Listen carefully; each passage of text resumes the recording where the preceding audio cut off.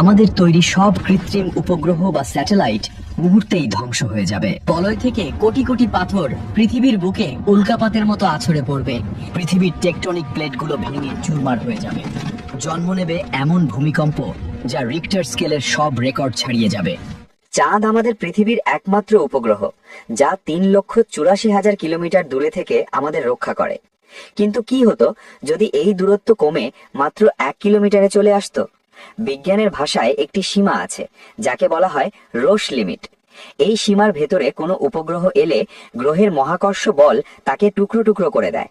মনে রাখবেন, চাঁদের ব্যাস প্রায় 3,500 কিলোমিটার, অর্থাৎ 1 কিলোমিটার দূরত্ব মানে চাঁদ আসলে পৃথিবীর বায়ুমণ্ডলকে পিষে ফেলছে। চাঁদ যত কাছে আসবে এর মহাকর্ষ বল পৃথিবীর ওপর কয়েক হাজার গুণ বেড়ে যাবে। পৃথিবীর ভূত্বক বা ক্রাস্ট সরাসরি চাঁদের দিকে টেনে উঠতে শুরু করবে। সমুদ্রের পানি আর স্বাভাবিক থাকবে না, তৈরি হবে কয়েক কিলোমিটার উঁচু মেগা সুনামি, যা পুরো মহাদেশগুলোকে এক নিমেষেই ডুবিয়ে দেবে। 1 কিলোমিটার দূরত্বে চাঁদের বিশালতা বায়ুমণ্ডলকে প্রচণ্ড চাপে সংকুচিত করবে। ঘর্ষণের ফলে বাতাসের তাপমাত্রা হাজার হাজার ডিগ্রিতে পৌঁছে যাবে। আকাশ দেখার আর কোনো উপায় থাকবে না। আপনি যখন ওপরে তাকাবেন, নীল আকাশের বদলে দেখবেন চাঁদের ধূসর পাথুরে মরুভূমি, যা আপনার মাথার ঠিক ওপরে ঝুলে আছে।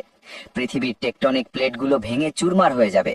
জন্ম নেবে এমন ভূমিকম্প যা রিক্টার স্কেলের সব রেকর্ড ছাড়িয়ে যাবে। প্রচণ্ড চাপে পৃথিবীর ভেতরের ম্যাগমা বা লাভা আগ্নেয়গিরি দিয়ে নয়, বরং মাটির যে কোনো ফাটল দিয়ে ফোয়ারার মতো বের হতে থাকবে।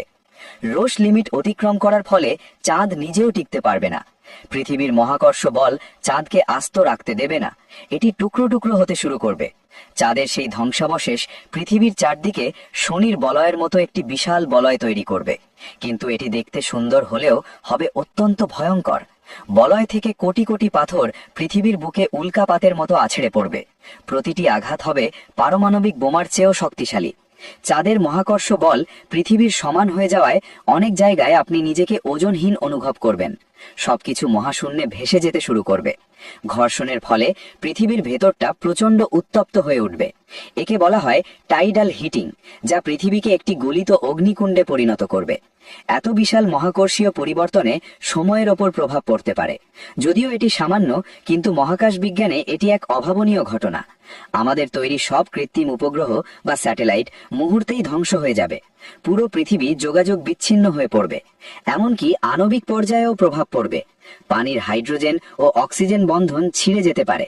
যদি কোনো বড় খণ্ড সরাসরি পৃথিবীর বুকে আছড়ে পড়ে, তবে সেটি হবে পৃথিবীর শেষ দিন। জীবনের কোনো চিহ্ন আর অবশিষ্ট থাকবে না।